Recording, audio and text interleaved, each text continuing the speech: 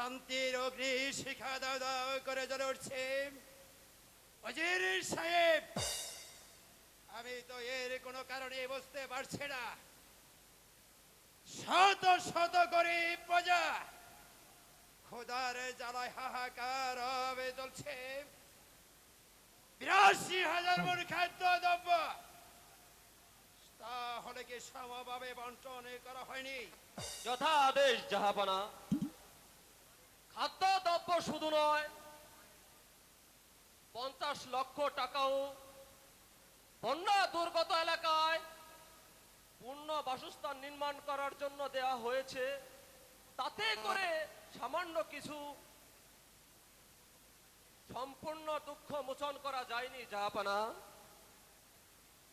৩০,০০০ বাড়িঘর প্রায় ক্ষতিগ্রস্ত, তাতে করে সামান্য কিছুটা অভাব দূর হয়েছে মাত্র। রাজে ভান্ডারে এত সব ধন থাকতে গরিব প্রজারা না খেয়ে মরবে, তা আমি কিছুতে সহ্য করতে পারবো না। ওজির সাহেব, জাহাপানা। ৩.৫ লক্ষ কম্বল এই প্রজাদের মাধ্যমে বিতরণ করার জন্য বলে দিন। মুন্সিজি, হুকুম করেন জাহাপনা, গোলাম আপনার সম্মুখে দণ্ডায়মান। যাও, এই মুহূর্তে সেনাপতিকে রাজ দরবারে পাঠিয়ে দাও। যথা আদেশ জাহাপনা। সারা রাজ্যময় খাদ্য দ্রব্য ও গড়াবাদী জমি চাষাবাদ করার জন্য প্রয়োজনে সুযোগ সুবিধা করে দিন, যাতে করে দেশে কোনো প্রতি জমিন চাষাবাদে বাকি না থাকে। যথা আদেশ জাহাপানা।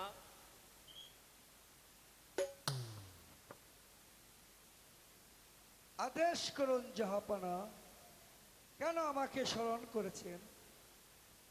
বন্যা দুর্গত এলাকায় আপনার বাহিনী নিয়ে চলে যান, গরিব প্রজারা যাতে এই অভাব অনটনের কবলে প্রাণ না হারায়, এদের প্রতি বিশেষ করে নজর রাখবেন। আর খাদ্য দ্রব্য আপনার নিজ হাতে প্রজাদের মাধ্যমে বিতরণ করে দিবেন। আমি তাই করব জাহাপানা। যান, আগে ১০,০০০ বাহিনী নিয়ে ক্ষতিগ্রস্ত প্রজাদের মাঝে সাহায্যের যাত্রে হাঁপিয়ে পড়ুন। যথা আদেশ জাহাপানা, আমি তাই করব। ওজির সাহেব, জাহাপানা। ১০টা নয়, ৫টা নয়, একমাত্র পুত্র আনোয়ার হোসেনকে বিদ্যা অর্জন, যুদ্ধ বিদ্যায় অতুলনীয় করে তুলতে চাই। সেই সঙ্গে আপনার সন্তান মোবারককেও ওদেরকে মনের মতন করে ঘরে তুলতে চাই। কেননা আমাদের পর যাতে করে এই রাজ্যটাকে সুষ্ঠুভাবে পরিচালনা করতে পারে। আপনার ইচ্ছায় আমার ইচ্ছা জাহাপানা। আর শুনুন ওজির সাহেব, আমার আপনার পুত্রকে শুধু ঘরে তুললে চলবে না, প্রজাদের ছেলে মেয়ে যাতে সুশিক্ষিত শিক্ষিত হতে পারে সেই ব্যবস্থা করতে হবে। আর আনোয়ার ও মোবারককে যুদ্ধ বিদ্যা শিক্ষার জন্য প্রাক্তন সেনাপতি নিযুক্ত করুন। আপনার আদেশ পালন করার জন্য আমি এক্ষুনি যাচ্ছি জাহাপানা, এক্ষুনি যাচ্ছি। রাজ্যের কালিমা মুছতে হলে প্রতিটা নাগরিক সুশিক্ষিত ঘরে তোলে। আর খেয়ে দুকে দুকে মরবে না, রাজ্যটাকে তখন সুন্দরভাবে চলবে। যাবো না। ভাইজান এতগুলো পত্র পাঠিয়েছে, তা আমাকে বলেননি কেন? তোমার কথাটা বুঝতে পারলাম না রানী, ভেঙ্গে বলো তো কি হয়েছে। আজ হতে 7 বছর পূর্বে ভাইজানের একমাত্র মেয়ে আদরের দুলালি মারা গিয়েছে। আরো লিখেছে যে পূর্বে আরো বহু পত্র দিলেও কিন্তু কোনো খবর পাইনি। তাই 2-1 বছর যাবত যোগাযোগ রাখতে ভুলে গিয়েছি।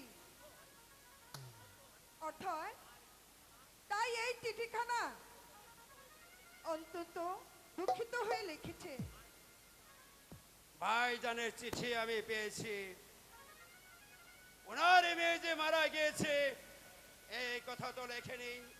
সে যাক, ভাইজান সে বর্তমানে কোথায় আছে বেগম? পররাষ্ট্রের রাজধানী ভুকে জজকুটে নিযুক্ত আছে। আপনি অদ্যালয় একখানা পত্র প্রেরণ করুন, এ যেন দীর্ঘ এখানে আসে, তাতে করে চিন্তাটা কিছু লাঘব হতে পারে। তাই হবে। এখন চলো রানী, অন্দর মহলে যাওয়া যাক। ঠিক আছে, আজই আমি পত্র প্রেরণ করব। ঠিক আছে, যাব না তাই চলো। ঠিক আছে, তাই চলো।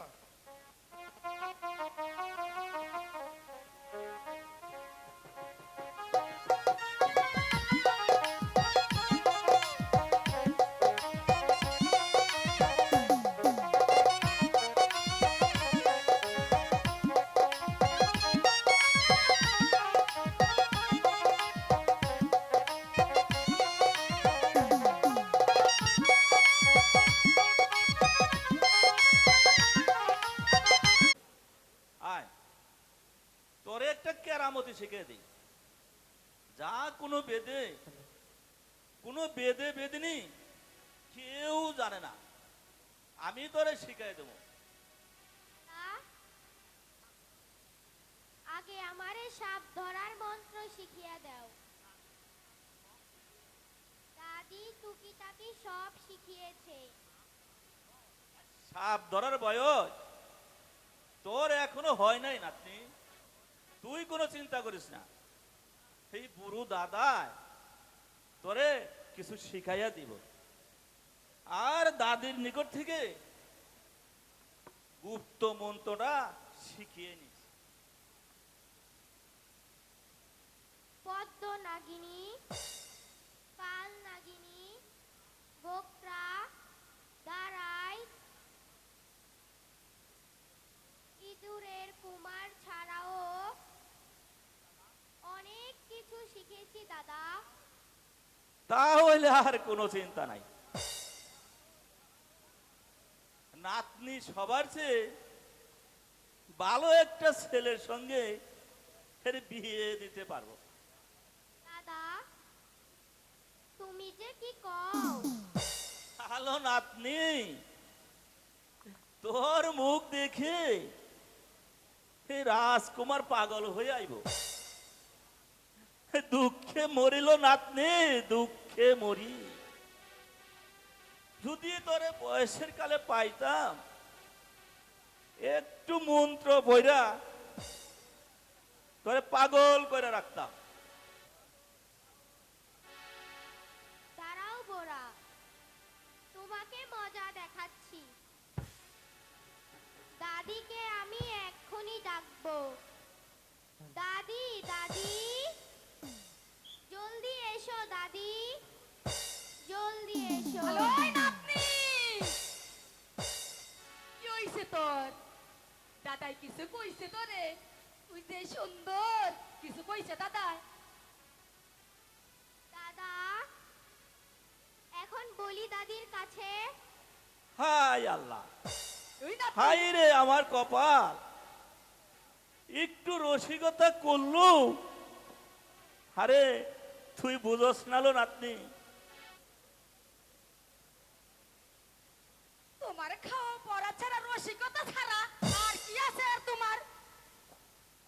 এই নাও তোমার টাকা, এই বাজার সদাই হোগা। কি কি আনন্দ লাগবো কও, কও দেখি ভাইজানি।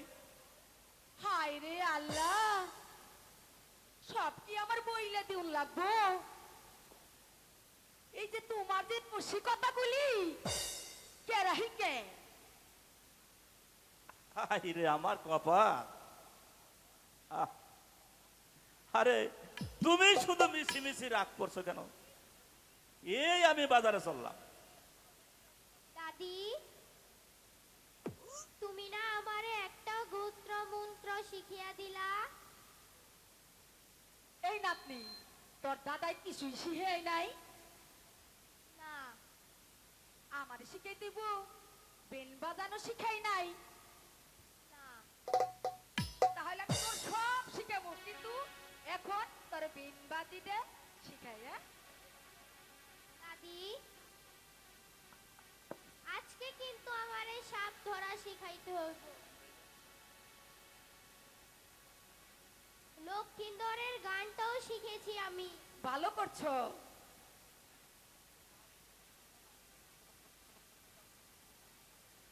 চলো নাতনি, বেলা অনেক হয়ে গেছে। তাই চলো দাদি, তাই চলো।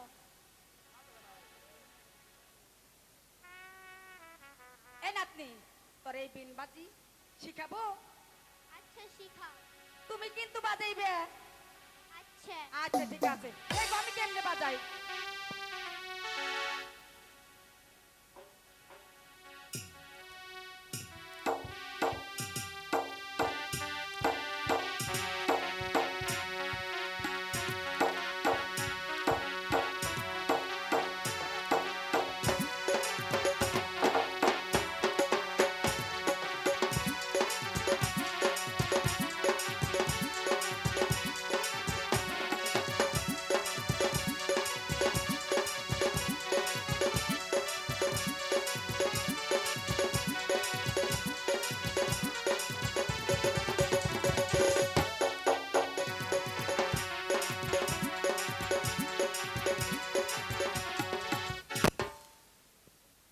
দেখছো তো তুমি পারবা? পারো। ঠিক আছে, এই ধরো, এদিকে আসো।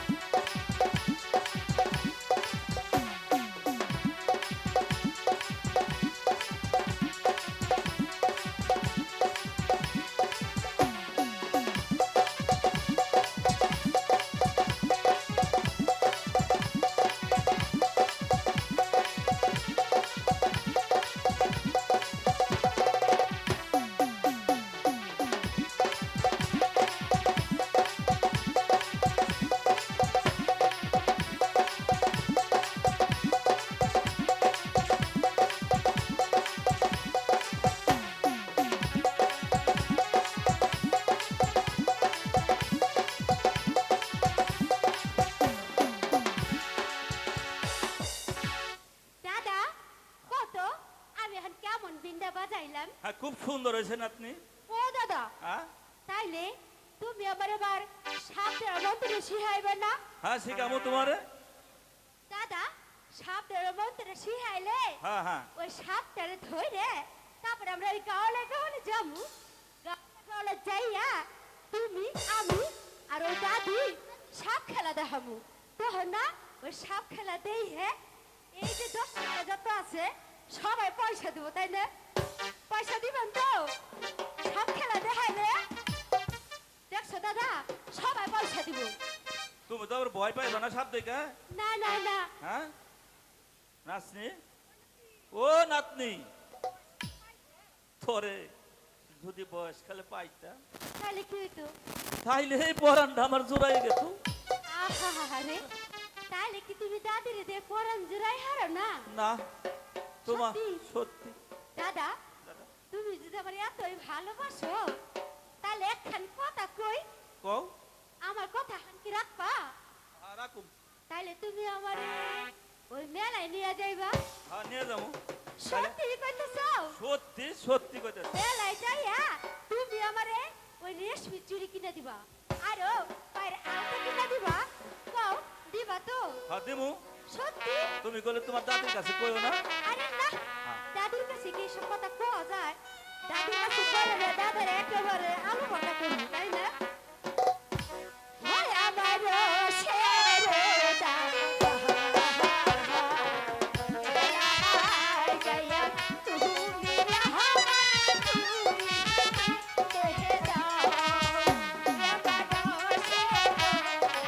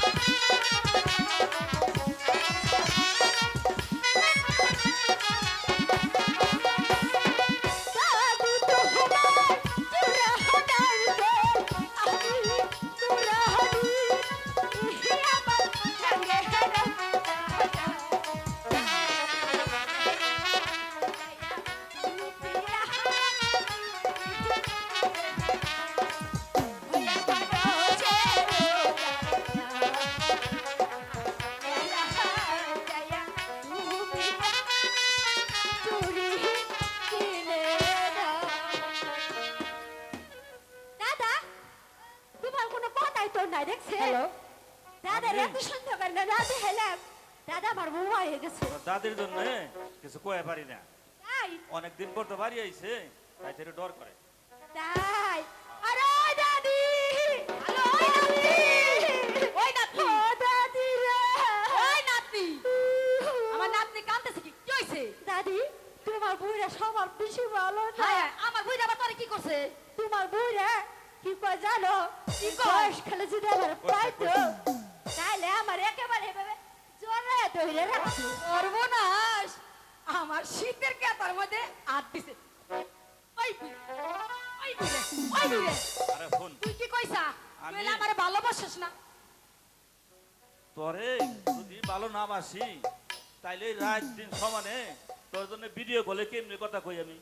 সত্যি সত্যি তুই আমারে ভালোবাসিস? তোরে আমি অনেক ভালোবাসি। তাহলে নাতিন জানি কি কইল? নাতিন হ্যাঁ? মেলায় যাইবার চাইছি। ও দাদি, হ্যাঁ? তোমাকে প্রেমের কথা এখানে শোনার সময় নাই। শুনো, কও, এবার তুমি আমারে ওই সাপদের মন্ত্র শিখাই দিবা, আর ওই যে কুইন্ডারে আর একটু ভালো করে বাজায় শিখাই দাও। কে? আমার না ভুল লাগেছে। এই নাতনি, তোর দাদাই কিছু হিহাই নাই? না গো দাদি না, তোমার ভুলে ওই রসিকতা ছাড়া কি জানলে?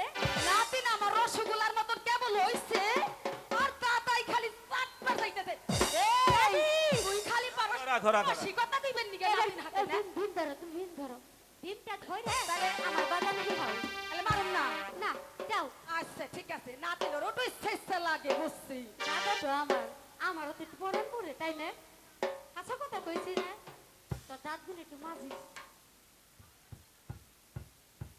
অর্ডার দিলা দিবেনি তোর আমি কি হয়েছে আচ্ছা এবার তার বিন বাজার শেখাও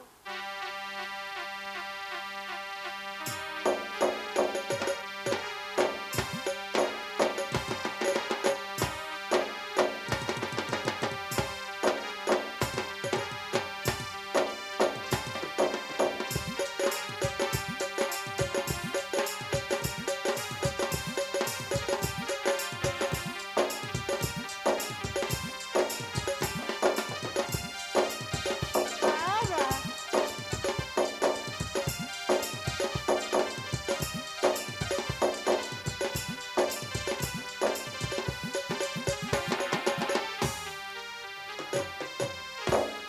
বাহ কি সুন্দর দেখছেন দাদা ও দাদা হনে খুনে খুনে ওই জামাই বাবাজি আর কতদিন আরে কত বয়স হয়ে গেছে বুঝছেন এ- নাচতে নাচতে এ দাদি। মনে কাটে বুঝতে যাই বাবা রে বাবা আর পারতেছি এ না দাদি হ্যাঁ তোমার বয়স হলে কি হইব হ্যাঁ? তোমার মান দেখেন এখন 12 বছর শরীর মতো হয়ে আছে হাসাই ও সত্যি এবার বিলটা হয়, দাও হয়। আমি বাজারে হিহি ওই নাতনি কথা কইও না তুই যে এত মাসের সামনে কইলি যে নানি তুমি এখনো তোমার যে মানলাটা এমন হ্যাঁ, করে 12 ঢুলে বছর শরীর মতো আয় দাদি ধর এবার বিল বাজারে লই আমি আচ্ছা